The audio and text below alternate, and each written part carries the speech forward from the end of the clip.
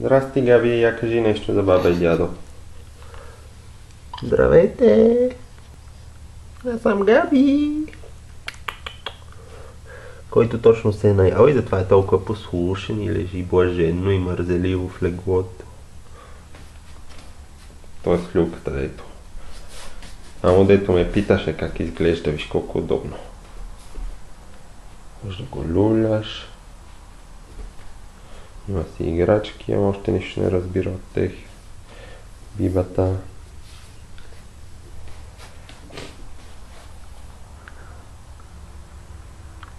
Прави нещо, да, айде. Прави някаква физиономика.